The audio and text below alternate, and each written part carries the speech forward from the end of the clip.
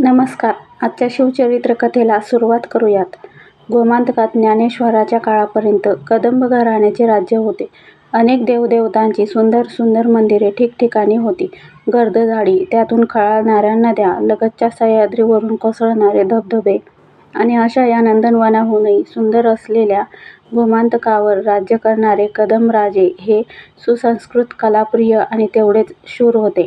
थोडेसे का होईना, पण त्यांचे आरमारही होते. या कदंब घराण्याची जी राजदैवते होती, त्यात दिवाडी येथे सप्तकोटीश्वर शंकराचे हे मंदिर भव्य आणि अतिसुंदर होते. कदंबराजे स्वतःला गोपकपट्टणाधिपती सप्तकोटीश्वर लब्धवरप्रसाद अशी पदवी अत्यंत अभिमानाने मिरवीत असत. पुढे कदंबांची राजवट यादवांनी बुडवली आणि नंतर यादवांची राजवट सुलतानांनी बुडवली. आधी विजापूरच्या आदिलशहाच्या ताब्यात गोवा गेला. त्यांच्याकडून वास्को द गामा या पोर्तुगीज दऱ्यावर्दी सरदाराने दिनांक 15 फेब्रुवारी 1510 या दिवशी गोवा जिंकून घेतले. तेव्हापासून पोर्तुगीज सत्ता ही गोव्यात मूळ धरून बसली. या पोर्तुगीजांना धर्मवेड लागलेलं होतं. स्वधर्माचा म्हणजेच ख्रिश्चनिटीचा प्रचार करण्याचा त्यांना क्रूर छंद जडला होता. सत्ता स्थिरावल्यावर त्यांनी इ. स. 1565 या वर्षीही योजनापूर्वक गोमांतकातील 650 मंदिरे फोडली. असंख्य लोक सक्तीने बाटविले. अनेकांनी आपापल्या देवमूर्ती मोठ्या धाडसाने लपत-छपत पळवल्या आणि सध्याच्या फोंडे महालात ठिकठिकाणी त्या स्थापिल्या. जेसुईट ख्रिश्चन मिशनऱ्यांनी हिंदूचा भयंकर धर्मछळ मांडला. या छळवादाला गोमांतकीय लोक थरथरा कापीत असत. हा छळवाद जेथे चाले त्याला म्हणत वोडले घर, म्हणजे यमाचे घर. इ. स. 1565 या जेसुईट कल्लोळात दिवाडीला असलेला हा सप्तकोटीश्वरही सापडला. फिरंग्यांनी सप्तकोटीश्वराचे मंदिर पाडून टाकले आणि या देवाची जास्तीत जास्त अवहेलना करण्याकरिता वा या देवात देव नाही हे दाखवून देण्याकरिता ते शिवलिंग शेताच्या बांधावर नेऊन ठेवले. त्यात हेतू असा की जाणाऱ्या येणाऱ्याचेही पाय त्या देवाला लागावेत. ही परिस्थिती इ. स. 1605 पर्यंत या देवाची होती. ती 1605 मध्ये साखळीच्या सूर्यराव देसाई यांच्या प्रयत्नाने थोडी पालटली आणि त्यावेळच्या गोव्याच्या गव्हर्नरने देसायांना नार्वे येथे जांभ्याच्या खडकात लहानशा कोनाड्यात हा देव नेऊन ठेवण्यास परवानगी दिली. खडकात कोनाडा कोरून सप्तकोटीश्वराची स्थापना देवाच्या भक्त महाजनांनी आणि देसाई यांनी केली. ती जागा आणि तो कोनाडा आजही अस्तित्वात आहे. या कोनाड्यासमोरच नारळीच्या जावळ्यांचा मांडव घालून देवाची अर्चना करण्याची रीत सुरू झाली. प्राचीन भव्य मंदिर गेले, उरले ते झोपडीसारखे देऊळ किंवा देवळासारखी झोपडी. शिवाजीराजे नार्व्यास आले आणि त्यांनी आपला तळ या मंदिरानजीकच जंगलात ठोकला. ते स्वतःही नित्यनैमित्तिक श्रींची अर्चना करीत होते. एके दिवशी महाराज श्रींसमोर पूजेसाठी बसले. स्थानिक पुजारी पूजेचे मंत्र सांगत होते. एवढ्यात वाऱ्याची जरा मोठी फुंकर देवापुढच्या जावळ्यांच्या मांडवावर पडली. त्यातील एक जावळी सटकन निखळली आणि पूजा करीत असलेल्या शिवाजीराजांच्या अंगावर पडली. बाकी झाले काहीच नाही, पण देवाच्या अंगावरचे फूल सहज ओंजळीत पडावे तशी ही मांडवावरची जावळी राजांच्या अंगावर पडली. तेव्हा तो पुजारी राजास म्हणाला, महाराज, श्री सप्तकोटीश्वराने आपणास प्रसाद दिला आणि आज्ञाही दिली की आपण येथे श्रींचे मोठं कायमस्वरूपी मंदिर बांधावे.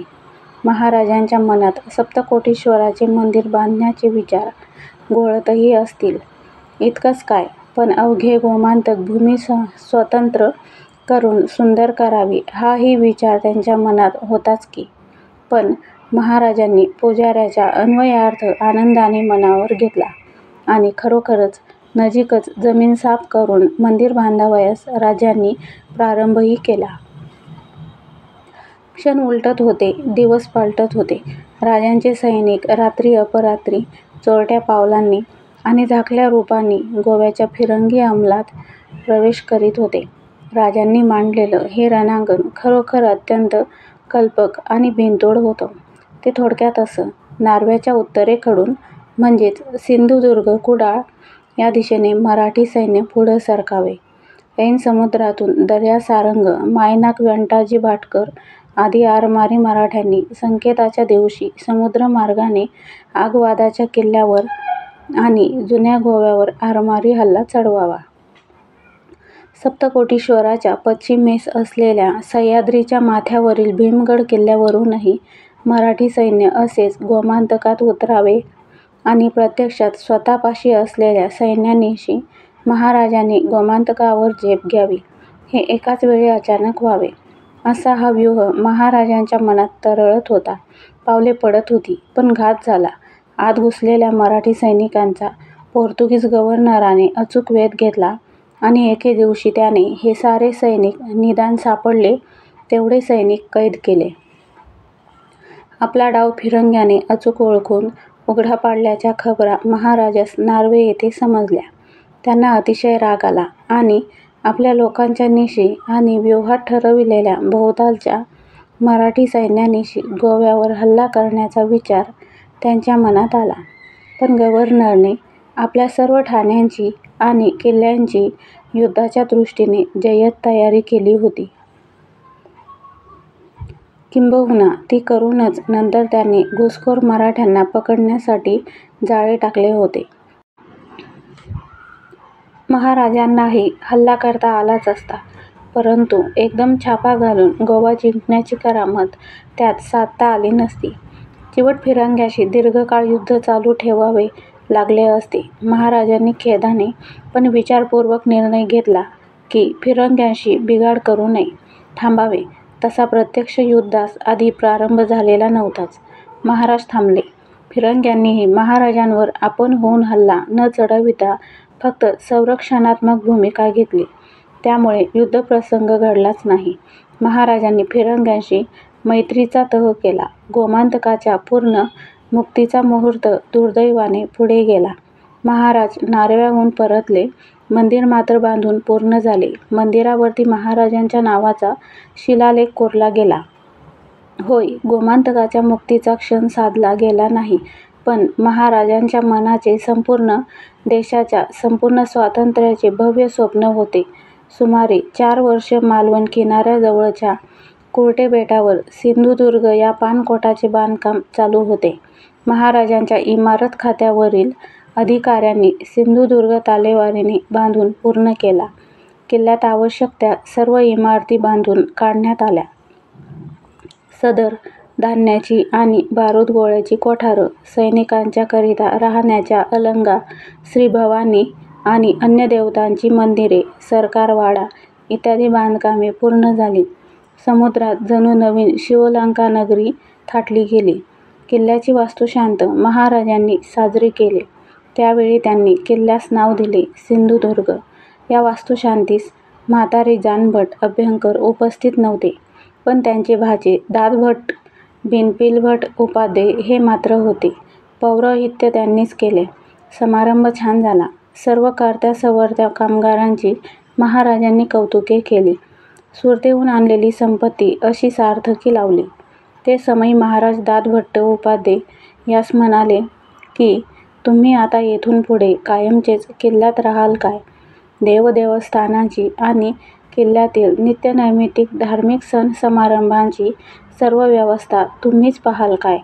हे दादभट्ट उपाध्ये संसारी होते, तरुण होते.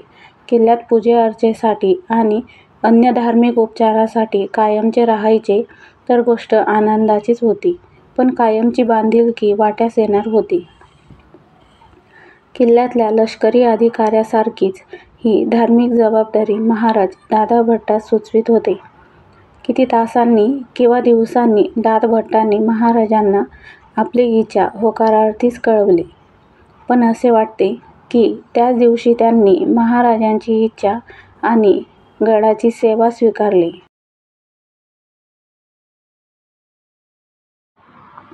पण दादाभट्टाने हे काम स्वीकारले.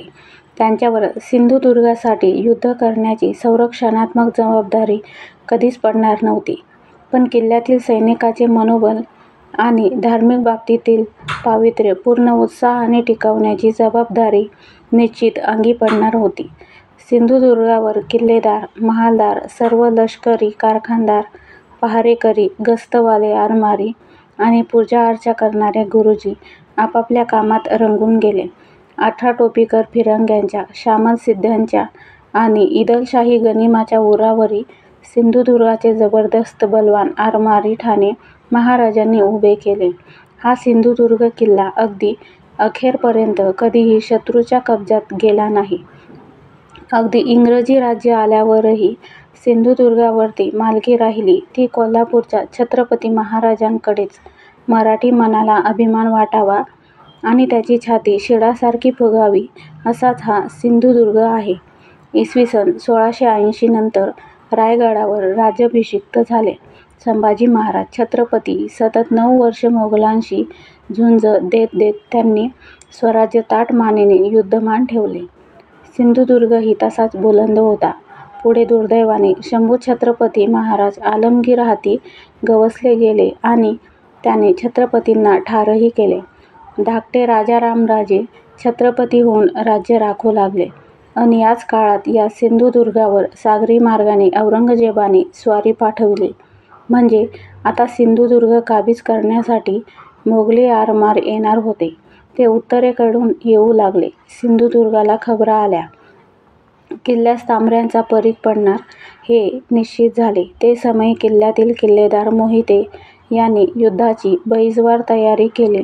धान्य, दारुगोळा आणि जरूर त्या युद्धसाहित्याचा साठा सिंधुदुर्गात भरला जाऊ लागला.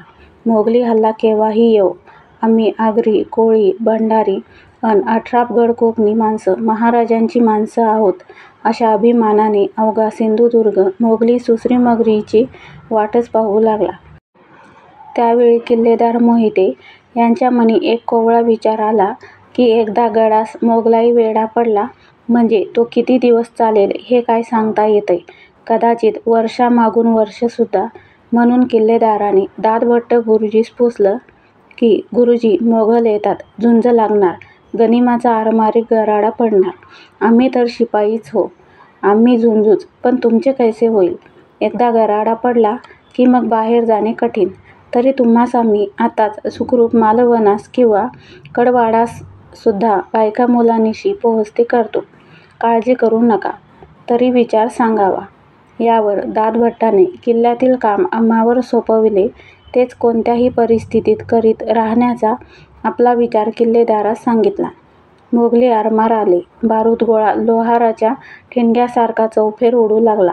गडाचं अवसान मोठं. गड किंचितही वाकेना. पण दिवसामागून महिन्यामागून वर्षही उलटलं तरीही सिंधुदुर्ग झुंजतच राहिला. किल्ला वाकला नाही.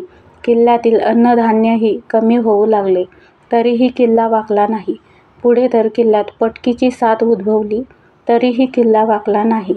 किल्लेदारापासून ते रोज पूजाअर्चा करणारे लंगड्या दातभट्टापर्यंत अवघा सिंधुदुर्ग दर्या भवानीच्या बळानं झुंजत राहिला. अखेर मोगल हरले. सिंधुदुर्ग बुलंद राहिला, बाकी राहिला.